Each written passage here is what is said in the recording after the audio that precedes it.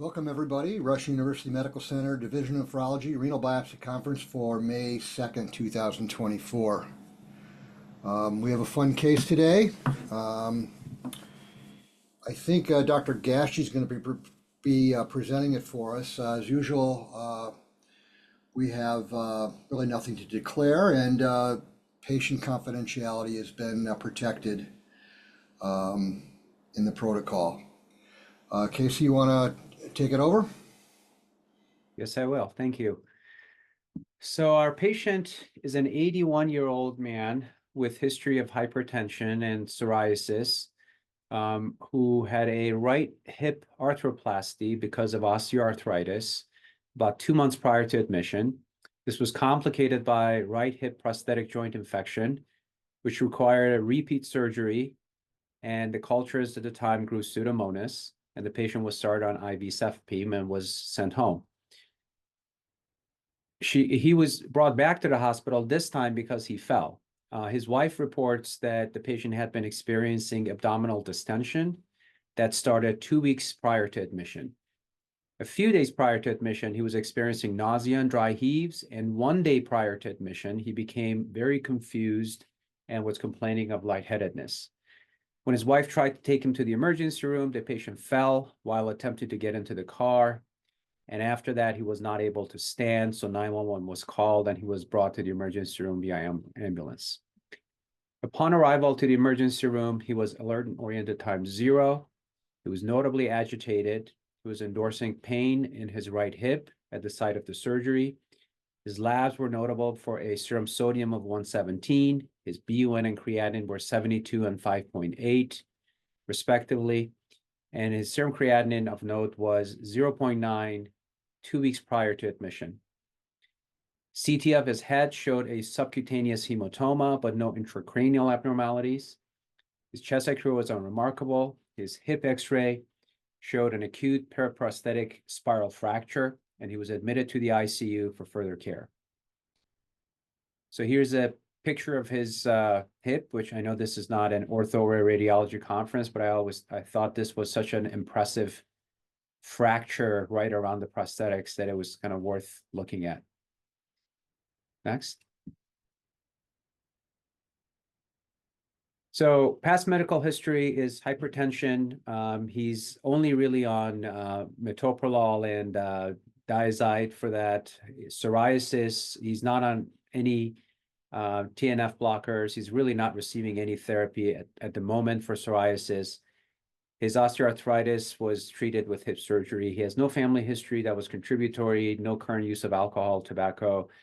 He was a prior 20-pack day smoker. He has no drug allergies. He takes Tylenol as needed, zinc, aspirin, atorvastatin. He was on IV cefepime, vitamin D, gabapentin, metoprolol, triamcinolone hydrochlorothiazide, and stool softeners. In the emergency room, his blood pressure was 104/83, heart rate is 125, temperature 97.5. He was awake, oriented times 0, agitated, grimacing in pain from hip fracture, tachypnic and tachycardic, with a distended abdomen and 2+ bilateral lower extremity edema, and loss of range of motion in the right leg with no skin rash or any other abnormalities. So his initial labs, his sodium was 118 on repeat, potassium up to 6.4, BUN and creatinine 78 and 6.5 with a bicarb of 12, glucose 144, total protein 5.7, albumin was 2.1. His albumin was 3.6 a couple of weeks ago when his creatinine was normal. Calcium of 9.2, total bili of 0.3, alk phos of 343, AST 24, ALT 44. His CBC was remarkable for a hemoglobin of 8.2 with normal his MCV was normal. His serologic workup was pretty much negative: ANA, ANCA, anti-GBM, Hep B, Hep C. What I didn't include here, anti-PLA2R was also negative. HIV was negative. C3 and C4 were normal. CRP was elevated to 80. SPEP showed no monoclonal spikes. His urinalysis had a pH of 6.5, 300 protein, 30 glucose, 10 ketones, no bili, 3+ blood, negative leukoesterase. This was repeated and he still had significant proteinuria and dipstick hematuria, 10 WBCs, 25 RBCs, rare bacteria. For his hyponatremia, we did urine studies. Urine sodium was 26 and urine osm was 283. And his urine protein to creatinine ratio was 8.5 grams per gram with a urine albumin to creatinine ratio of 5.5 grams per gram. Renal ultrasound showed normal appearing kidneys. Any questions before we get to the poll?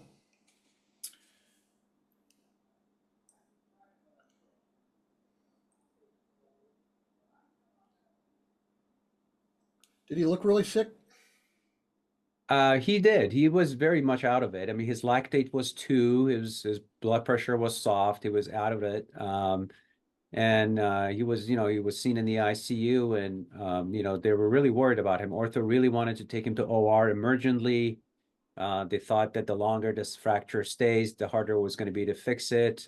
We were not comfortable sending him to the OR because his sodium was 118 and his potassium was 6.5, and anesthesia wouldn't really clear him anyway. So it was a little bit of a dilemma as to what to fix first. Obviously, being nephrocentric, we thought about, obviously, the electrolyte was the predominant feature that should be fixed first before anything else. Yeah, it's a real problem because they won't take him, but he still needs to have that done, and you also don't want to fix the sodium too quickly. Yep. There's a question in the chat, serum free light chains. I know you had a immunoelectrophoresis was negative. Yeah, so in our hospital, when it automatically reflexes, serum free light chains were normal. The ratio was normal, and the SPEP, there was no monoclonal spikes. And no NSAIDs, or I mean, usually hip. No history of NSAIDs, no. It's kind of odd given this surgical history, but I believe you. You believe him? I believe you. Wow. Casey would never lie. Casey would not lie. I don't think it's in his. I specifically asked, about the NSAID history as well from the wife, given the swelling and everything, and she said no. Yeah, good. All right, let's go to our first poll then. What do you think this patient's diagnosis is? An infection-related GN, an acute interstitial nephritis from his antibiotic, podocytopathy, ATN, or something else. And if you have something else, you can always put it in the chat box. We'll give it a few minutes here. Your vote is totally confidential. We don't know who's voting for what.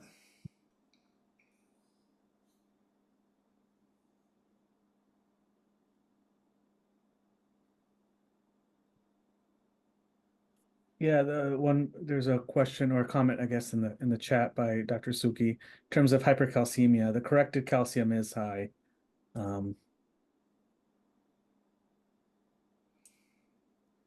Casey, were there any thoughts about the hypercalcemia?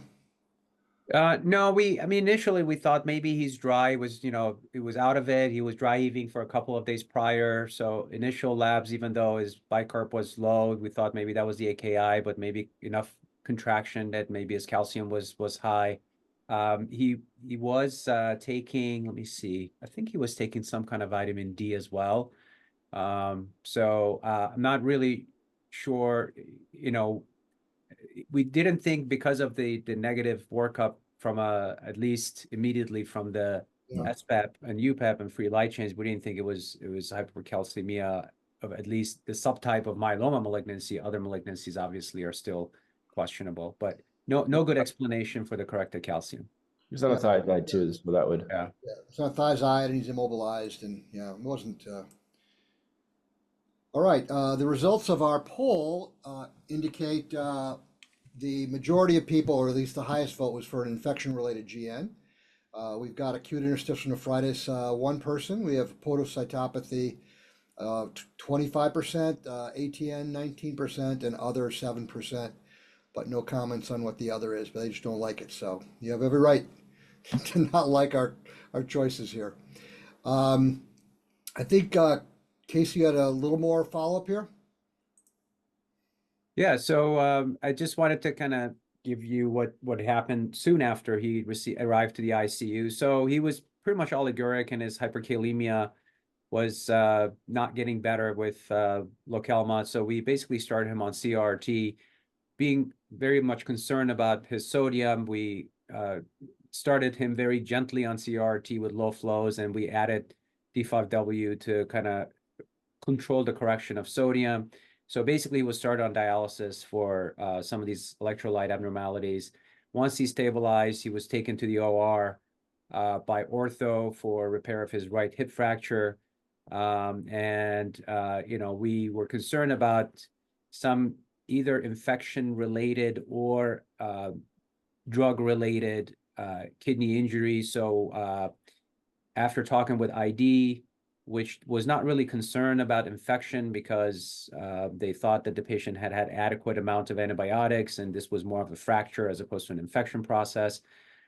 We started him on steroids prior to the renal biopsy, and then the renal biopsy was done 5 days after admission. By the time the patient stabilized, went to OR, and the renal biopsy got a little bit delayed. But so that's post-op day. I'm sorry, that's hospital day number 5. And you can go to the next slide. Yeah, this is kind of, again, since I showed you the first picture, this was his post-OR fixation of his broken right hip, which I thought it was kind of an amazing job that they did with that the amount of splitting that had happened in the bone, that they were able to find enough real estate to kind of, looks like they zip tied it together. Well, Rush Orthopedics are they're quite good. So not that they need any extra voting from us, but they are it's a pretty amazing group. Hey, Bill, what do you think's going on in this case? I'm imagining myself on the ward, listening to the presentation from the residents, and just there's so many nephrology things to talk about here. Obviously, we've got to really narrow it down to what's going to be on the kidney biopsy, this biopsy conference. But, he comes in with mental status changes after being on cefepime. He comes in with hyponatremia. He comes in with significant renal failure, and he's also on gabapentin. All of those could easily explain his mental status changes, and that's his main presenting issue. I would argue that it might be cefepime the most. Gabapentin sort of is more of a myoclonus type of situation. He sounds like he looked more like a zombie. And when I see a zombie, I think of cefepime and acyclovir and a couple of those other ones. So I think it's like cefepime nephrotoxicity accumulating his renal failure. Now, what caused his renal failure? Well, his story just screams out ATN until we get to the labs. And you also see that he has edema. So I would love to ignore his edema, his hypoalbuminemia, his proteinuria, his hematuria, I would love to ignore it all and just call it ATN, because we do see a lot of post joint hip infections, unfortunately, and we do see a lot of renal failure with them. If there's a post-infectious related GN, typically it's staph. It's more hematuria predominant, and it's not a Pseudomonas organism. So now we've got a couple issues where it's not your classic organism. He also has what appears to be new onset nephrotic syndrome with AKI. And so you kind of need to invoke an RPGN, but he's so proteinuric predominant, it could obviously be an ANCA-negative vasculitis, and it could be, it could be an infection-related GN, but I just don't know the data with Pseudomonas in that. I don't think I've ever read about that, although I'm sure there's reports out there. So it's hard. And why is he so susceptible to renal failure? Is there an underlying myeloma there, or is this really all cast nephropathy where those patients are quite sensitive to volume changes and everything? He does have a little hypercalcemia, but then again, his SPEP and UPEP is negative. So really tough case here. The crossovers where there's a lot of proteinuria with the renal failure, I kind of think about an MPGN pattern of injury that might fit the myeloma. And also I think about, a collapsing glomerulopathy. Maybe he had COVID during this time. Can't remember his race, if he's possibly APOL1 predominant or not. He's Caucasian. He's Caucasian, okay. So a heck of a lot less likely there. So boy, putting in my nickel down is a really, really tough one situation here. He certainly has enough to need a renal biopsy. And I know when you're in significant renal failure, urine PCs may not be that accurate, but with the edema and the low albumin, it's really hard to ignore all that. So I think I'm just going to have to say, because of all that proteinuria, which I'm going to have to believe, we're going to say that there's renal failure with a podocytopathy, which I would love to pin on NSAIDs. which is kind of why I was asking so much about the NSAIDs. But we believe our Dr. Gashty, he never lies. And so I can't blame the NSAIDs either. But that would be a nice connection there, would be NSAID-related podocytopathy and NSAID-related renal failure. But I'll just say that it's going to be a podocytopathy with some significant ATN is going to be what we'll see on the pathology. A lot of diagnosis there, I'm sorry. Yeah, no, that's fine. That's what you're asked to do, but you're going to ignore all that hematuria. Yeah, I mean, something has to be ignored. What do you want me to do? Bill, Yes. great differential diagnosis. I do want to point out his C3 is only 85. In someone that is recovering or has an acute bacterial sepsis, you would expect the C3 to be greatly elevated. And in this case, it's at the lower limit of normal.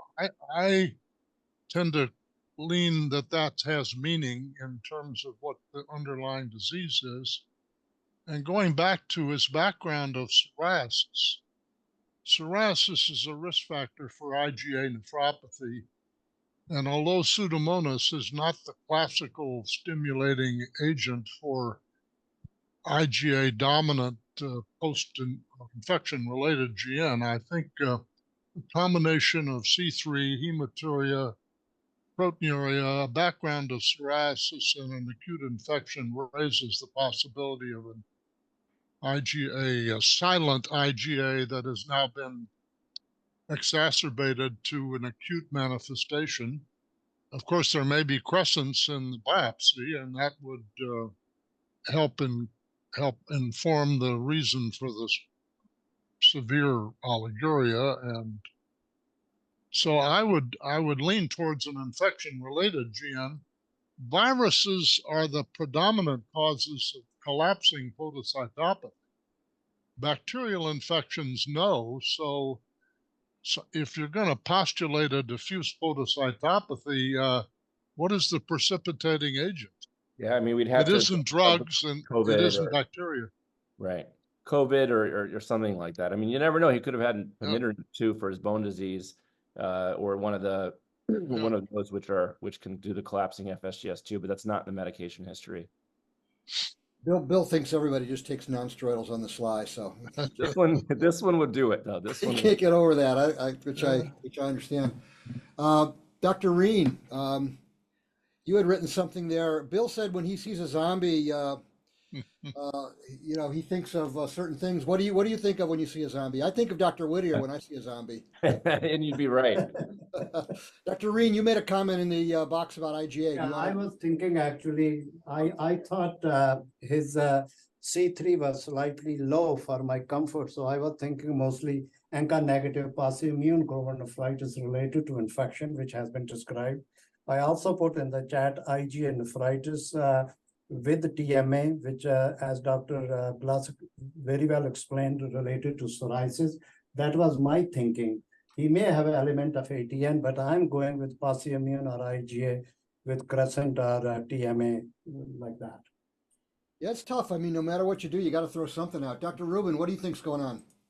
I have nothing to add to what was already said. That's not allowed. You at least have to repeat what somebody said and then pretend like you said it yourself. That's what that's the way we work here. All right. Well, I think then maybe we should just move on and see what it shows.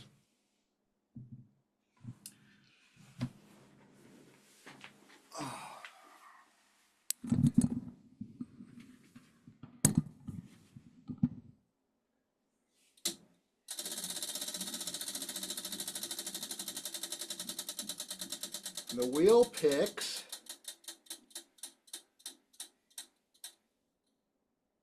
can't be Dr. Gashty. It's his case. It's very close to Steve again. I know, but it proves that it's not that the wheel doesn't. It's not rigged. Ah, it is Steve. Well, you're the new favorite son. Favorite son. All right, Steve, give me a second here. Unmute. He's our first year fellow for those that don't know him. He's starting to get good at this. He's chosen enough. Hear me? Yep. And I'm going to share screen. I'll give you control here. Go ahead and click. Yep, go for it.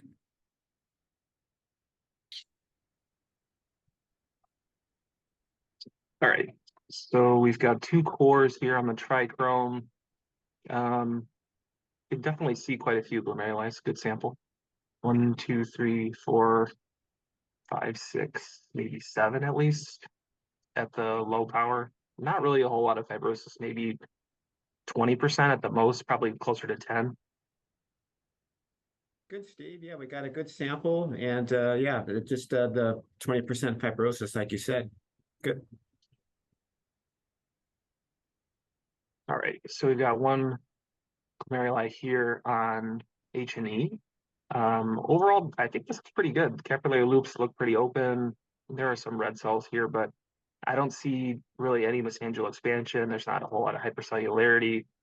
Overall, this glomeruli looks, I think, better than I would have expected. The tubules themselves look okay, maybe a little bit thin, but I'm not really seeing a lot of ATN or anything. Yeah. So there is ATN there on the tubules on the left, thinning of epithelium, and then on the PAS stain, we'll see the loss of brush border. So okay, so the PAS here, I'll just start with the glomerulus and then work out. So again, here the glomerulus looks pretty good. Capillary loops are open. There's not mesangial expansion, hypercellularity. I think this is the opening into the proximal tubule here. that's the hilum. That's the arterial coming in. Got it. Yeah. Okay. And then looking at the tubule here itself, this is kind of the one that jumps out to me as having a loss of the brush border, more consistent with ATM, but you can see it, I think, here in the tubules on the lower right as well. Okay. Yeah, so far no proliferative glomerulonephritis or crescents or anything. Yeah. All right, so another PAS with the glomerulus that, again, not really seeing a whole lot of anything here. There's definitely no crescent. I don't see any fibrinoid necrosis, anything along those lines. And then again, a lot of ATN, thinning of the tubules, Yeah. and brush border. Yeah. Steven, what do you feel is ruled out so far? You're asking me or Dr. Simbaluk? I'm asking you. Okay. So, I mean, we talked about IgA, and I think that's just based on this. I would have expected to see more mesangial expansion, more hypercellularity. Good. We talked about infection as well. Again, lower concern at this point. As far as things like membranous, I mean, I'm going to go to the Jones stain here, but I don't see any spikes. I don't see any holes. So I think that's lower probability in this case as well. I mean, specifically about the infectious related IgA, it tends to be proliferative. There's many patterns, but it wouldn't be clean like that. That's for sure. And there's certainly no crescents, no segmental necrosis. Not an RPGN, which is kind of in the differential diagnosis when this guy presents with an active urine and AKI. Yeah, so it looks like so far as AKI seems to be ATN related, not necessarily glomerular. So throwing out the blood, which I think Bill was willing to do, was the lucky, I mean, the smart thing to do. Thanks. Thank you. I appreciate your honesty.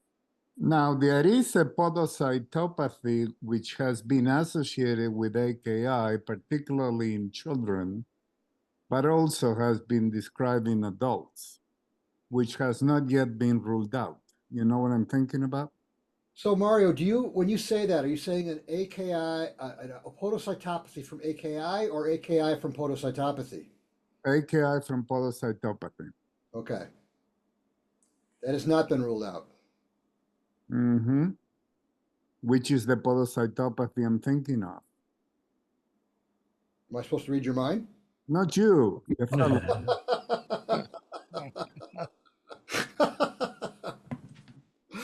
Steve, you could ask him the same question. Dr. Rubin, am I supposed to read your mind? Go ahead. Ask him that. But what about minimal change nil disease? That's the one that has yet to be ruled out, and that has been associated when you peruse the literature with AKI in children primarily, but cases have also been described in adults. Just need to see the EM for that, but certainly nothing on the light is jumping out, which would continue along with that hypothesis. Yep. Mario, we've seen plenty of adults with that combination. So Well, your rush, unique. But No, we're not mostly we're rushed. thinking it, but mostly we're invoking ATN. Are you saying the NEL1 is doing an independent of ATN? It may be. NEL1, okay, not NEL1, you meant yeah, sorry. nephrin, anti-nephrin.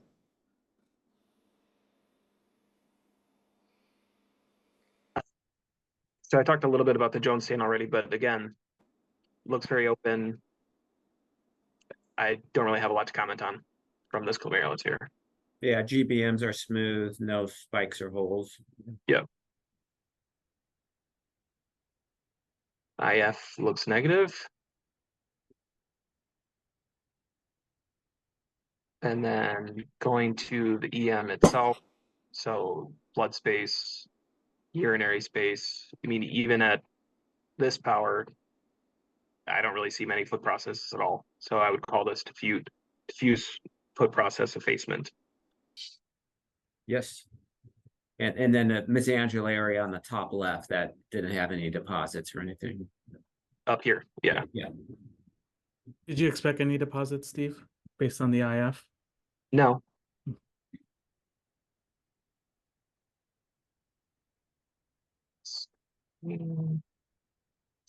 Okay, and then again at the higher power, looking at the mesangium, there's really no deposits that I can see whatsoever.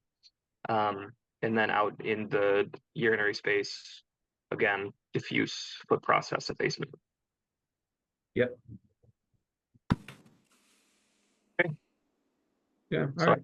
Good read, Steve. I think Dr. Rubin is in the right on this one. I mean, I would call this ATN with diffuse foot process effacement, which could be seen with minimal change disease. So that really is kind of gets to the question with Dr. Rubin, this association that has been questioned at times. I think, certainly we've had no problem seeing it. The thought is often that minimal change disease is such an acute nephrotic syndrome that patients become transiently hypovolemic, unlike most nephrotic syndromes where patients are on the hypervolemic side. In spite of what you've been taught, well, we've taught in medical school that your hypoalbuminemia leads to fluid loss and hypovolemia, that most patients with nephrotic syndrome are actually on the hypervolemic side, and that the volume is primary, it's primary volume retention. Before we get, we'll do a poll here, and then we're going to kind of discuss what people think about the timing of all this and how this occurred. Is this ATN related to somehow this podocytopathy, related to his infection, or Dr. Whittier, who still can't get over the nonsteroidals? I think we're gonna have to take your typing privileges away, Bill. So how would you treat this patient? One is a CNI until infection is cleared, because you're quite concerned about this guy's infection. Two would be steroids now. Three would be rituximab alone now, because obviously this concern of steroids is the infection. Or four plex, with the idea, that maybe this is an anti-nephrin antibody. This will be a relatively benign therapy that won't impact his infection. Because really, I think the question is balancing infection and his nephrotic syndrome. So go ahead and vote.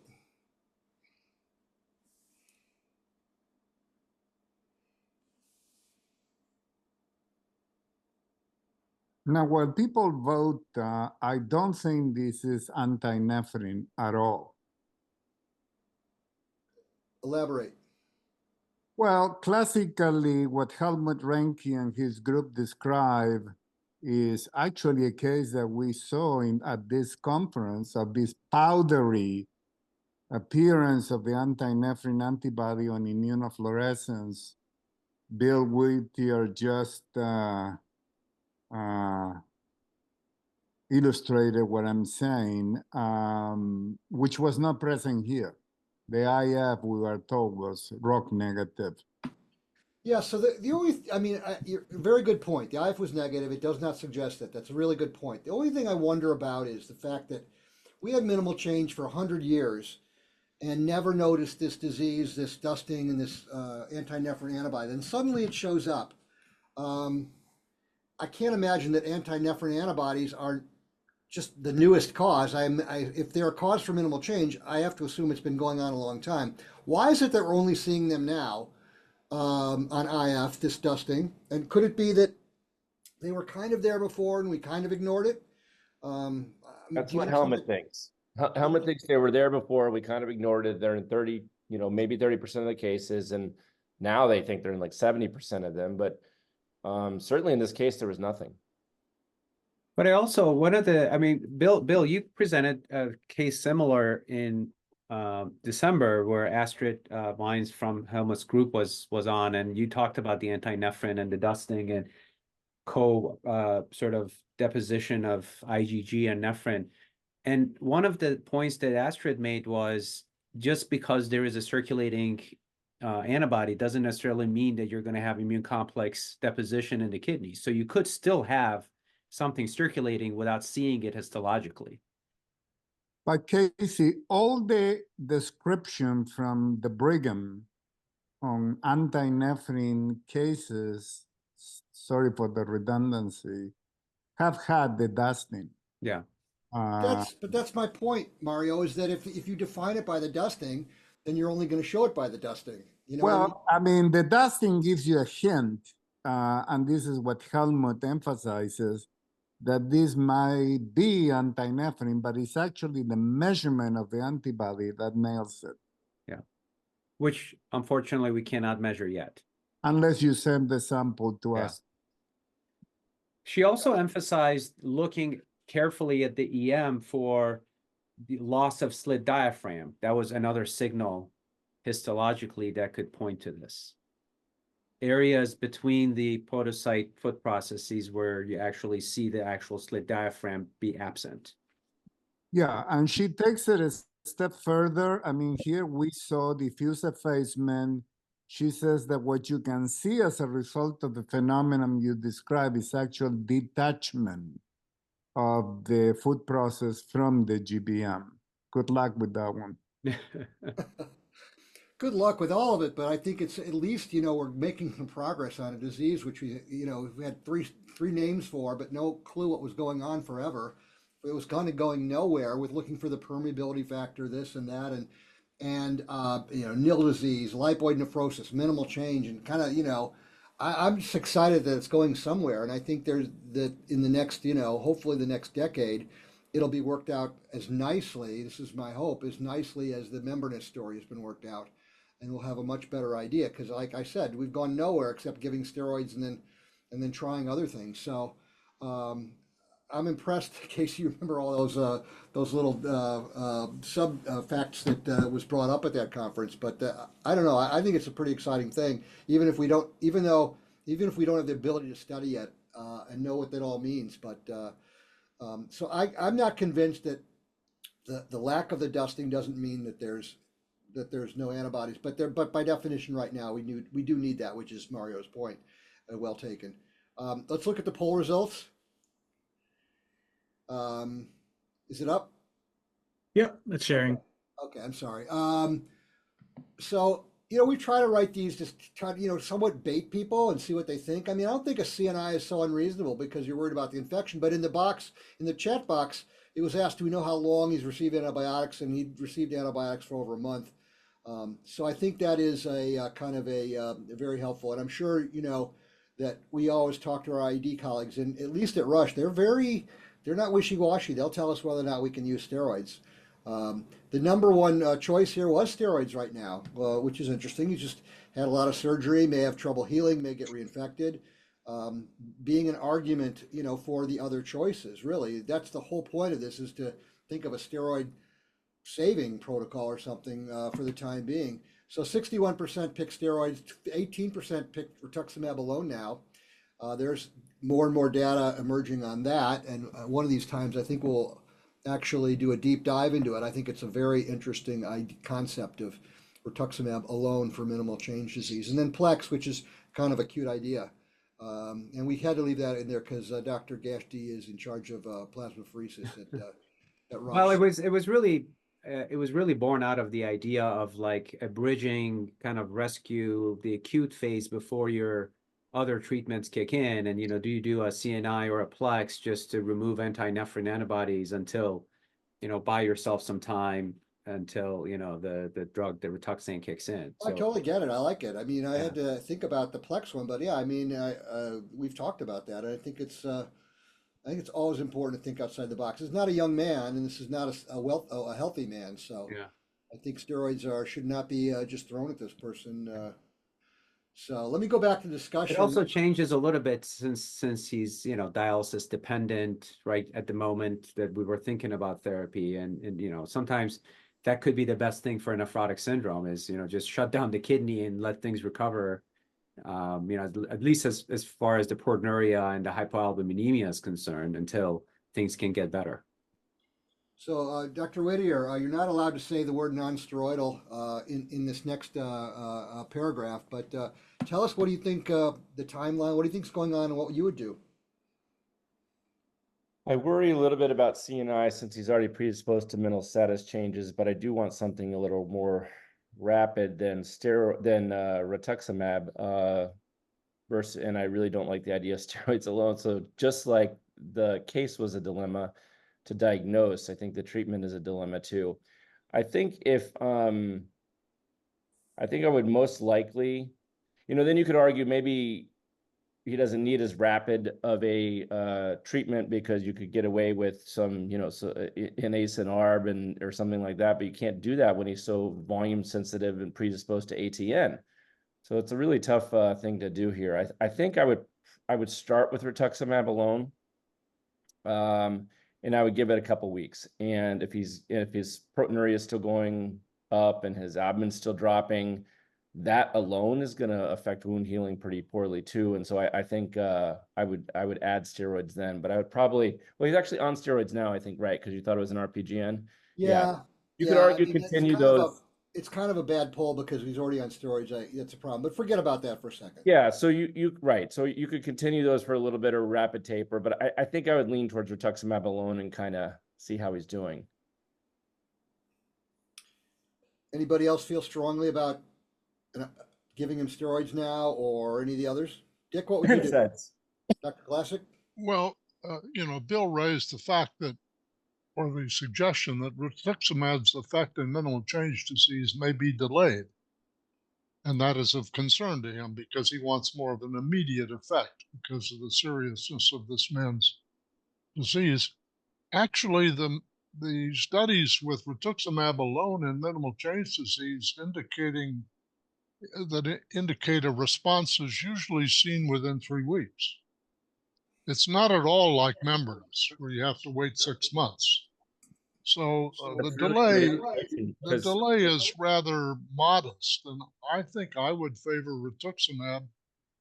I don't like steroids in this patient at all for the obvious reasons of his debility and the recent surgery and a major recent surgery. And I don't like CNIs with this degree of acute AKI. I think it's adding a nephrotoxin that might delay his recovery. So, and we have no evidence of efficacy of CNI in minimal change disease or diffuse podocytopathy with AKI of this magnitude. So I would favor rituximab. And steroids alone, I think, is 2 to 3 weeks. So that's amazing information. Thank you. Yeah. That rituximab can do it just as quickly or identical to steroids. Is my screen showing up? It is. So I just happened to see this today, and oddly enough, it's NDT in the last month or two, but it's not controlled, but it's a small report of, I don't know, 6 or 8 patients, and I was absolutely, what happened to my screen here? Oh, here. Absolutely shocked that they don't really define remission. I try to find what they define remission, but literally it's on average, it's a few weeks. It's almost before the second dose. They give a dose of rituximab, they give another 2 weeks, and it's like Dr. Glassick said, it's remarkably fast. I never would have predicted it, never would have thought it was possible. I love this data. and yeah, so, you know, I would have never thought that would even been a possibility, which is kind of what Bill was saying. So it's kind of funny that I just had pulled this thing up. And I'll put it in the chat box so people can get a copy of this. But I'm gonna unshare. How do I unshare? Got it. I'm sharing now. I'm out, right? Okay. Yep. Okay, good. Somebody said, Plex can increase infection risk. It's not as much as you'd think. I mean, I know it does. I talk about this a lot. When we looked at our plasmapheresis trial for lupus nephritis, bad lupus nephritis, in which compared cytoxin and prednisone to cytoxin, prednisone, and Plex, we found no increased risk of infection in the patients that got Plex over those that got cytoxin and prednisone. And that may be that you're so infected already with the two that you can't get any worse, but it didn't at least increase it there. So, but I know there is data that Plex does increase infection. We have a strong vote for rituximab alone, which is pretty interesting. Casey, you want to take it back? Sure. So this is kind of what happened. This is the graph of the patient's creatinine over time. This little initial bump that you see here prior to this admission was from his last revision of his hip, when he had a little AKI, which then went back to normal. So he got admitted with elevated creatinine. Creatinine continued to go up. We started dialysis, CRT, and steroids, and then 5 days into the hospitalization, he had a renal biopsy. By the time we got the result back, it was initially read as ATN. So we continued CRT until the patient started to actually produce more urine. So now this is about 10 days out. So he's had steroids for about 10 days. And now he basically, his ATN starts to get better. We hold dialysis, and his creatinine, actually, we had a number from this morning. It was 2.8. So it's even better than this last number of 3.5. So his AKI has at least partially resolved. His urine protein creatinine ratio with a much better GFR is down to 1.5 grams per gram. His serum albumin is 2.5 grams per deciliter or grams per liter. So that's, so all these parameters seems to be improving. And so you can go to the next slide. I was sort of trying to, like everybody else is trying to understand what happened here. Why does this patient have minimal change disease? Found this very helpful article from Dr. Glassick back in 2003. There are a lot of really nice tables of going through each one of these, but in general, thinking about, somebody brought up the idea of, looking up at like malignancy workup, a neoplasia, an 83-year-old, possibly lymphoma. We have imaging, plenty of imaging. There is no lymphadenopathy. There is no evidence beyond just imaging with lack of lymph nodes that he would have a lymphoma. He doesn't have any active malignancies based on just routine cancer screening. As far as medications are concerned, I know Bill likes the idea of NSAIDs. We were not able to find any NSAIDs on the record or from the family. So I know it's an idiosyncratic type of reaction, and you could potentially have it with one dose. But again, we couldn't really find NSAIDs. I tried to look and see if there was any case reports of at least cefepime causing this. And cefepime by itself was not in any case reports. There are other cephalosporins that were involved with minimal change disease, but not necessarily cefepime. So that's that. I don't necessarily, so besides NSAIDs and cefepime, I don't really have any brilliant ideas as to what may have caused this. We talked about infections. Most of the time, those are viral infections, as was brought up. Bacterial infections have not been reported associated with minimal change, specifically Pseudomonas, which is what this patient had. Atopy and superimposed on renal diseases like diabetes and IgA. And then there's a whole host of miscellaneous things that could cause minimal change disease, which, none of those apply to this patient. So this is still really a puzzle to me. I suppose he could have had some NSAIDs without knowing, but I know that, Tylenol was the main anti-analgesic medication that he was taking. unless this was a de novo case of minimal change disease without any precipitating factor. So I think that the way I sort of put this case together was actually Bill mentioned it earlier, was the patient probably developed nephrotic syndrome with associated AKI, which then led to cefepime buildup and neurotoxicity, which then led to his fall fracture, and that's how he got admitted. And this was, so we sort of picked this case up with really not knowing exactly what was the cause of his onset of the nephrotic syndrome. I'm happy to entertain any other thoughts outside of this, but I don't know why he had minimal change disease. But the fact that he's gotten better so quickly, meaning that his nephrosis has improved, his AKI, I suppose, could improve at any time without steroids, but the minimal change part of it, the fact that his albumin is coming up, his urine protein to creatinine ratio has gone down in less than a month, tells me that maybe NSAIDs were involved, but also it could be that we've had enough steroids that, some of these patients go into remission with, 3-4 weeks of steroids. I know children go into remission a lot faster than adults do, but again, these are all the questions that I probably won't be able to answer at the moment, but things are looking better for him. Somebody's Googling Aleve. And so that's kind of where we are with the case. Yeah, so it'll be interesting. I mean, not only is proteinuria coming down quickly, but it's coming down in the setting of an increasing GFR. So you'd think, if anything, the AKI would have kept the proteinuria down.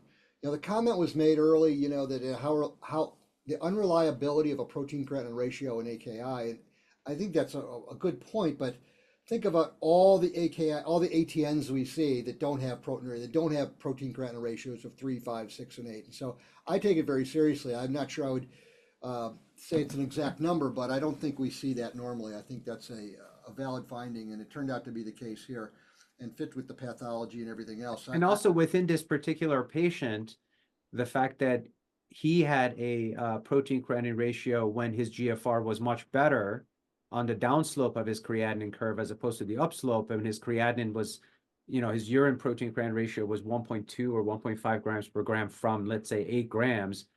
To me, that still has some validity. Absolutely. Yeah, no, I think I think that's the case. And sometimes, that foot really process placement was very impressive. I'm sorry, Bill. No, I'm sorry to interrupt.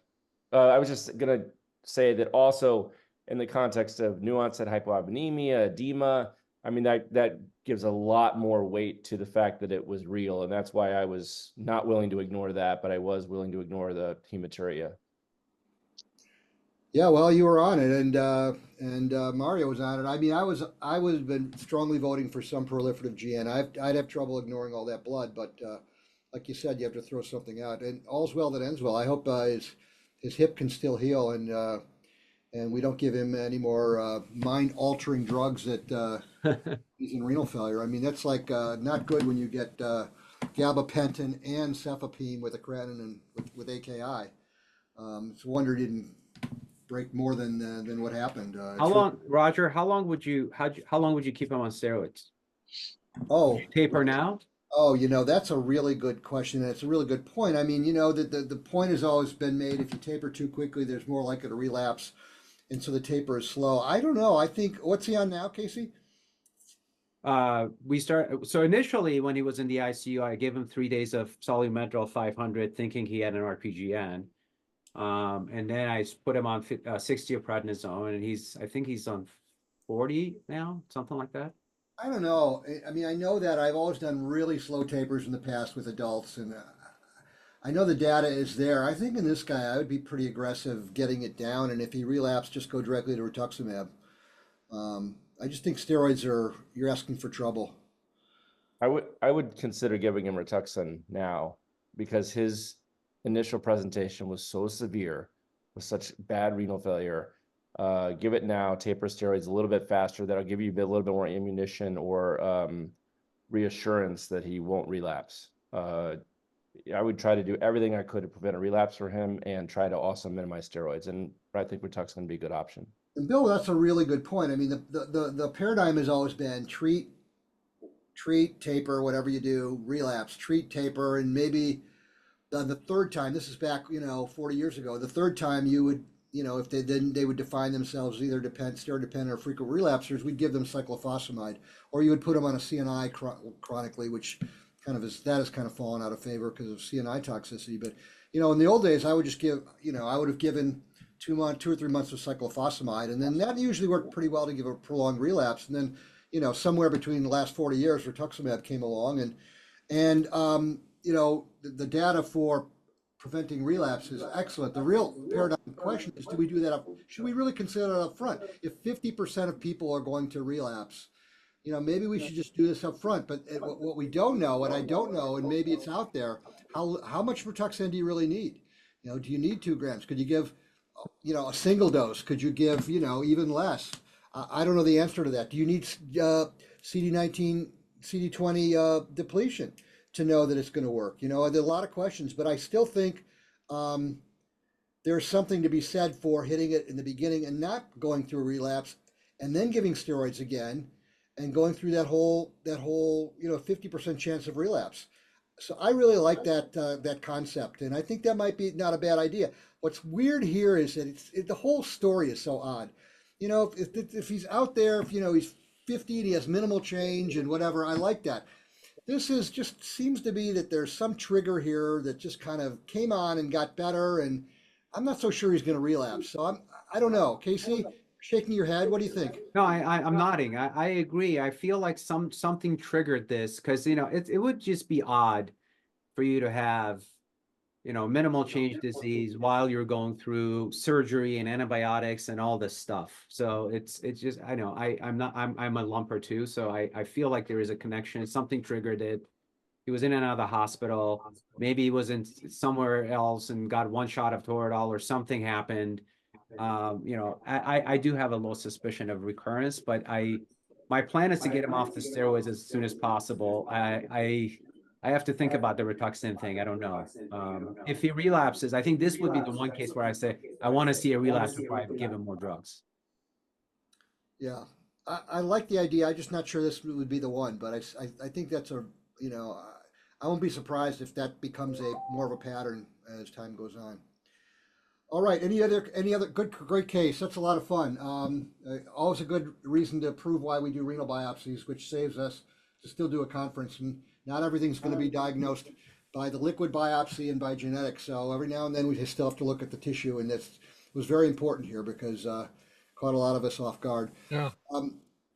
Dr. Radby, would there be a role of anti-nephrin antibody measurement? Because if I remember correctly, if they are positive, generally those are the people who may relapse more. Yeah, I mean, if that was something we could order, I would order it on every case. Absolutely, not just because it might give us some prognostic or relapse information, but it'll teach us more about this disease. So I look forward to being able to do that. I don't think we have. I mean, I guess it was said you can always send us blood and we'll run it, and sometimes that's easier said than done. But maybe it is that easy to do. So I agree. That would be really useful information. And like I said earlier, I really look forward to this whole story becoming clearer. All right, we are supposed to be on in 2 weeks, but in 2 weeks is the NKF. We may be on next week. We may not be on next week, but 2 weeks we definitely won't be on because it's the NKF. So just keep an eye on your email. We'll let you know one way or the other. And thank you very much. Great discussion. Thanks, Casey. Everybody stay safe.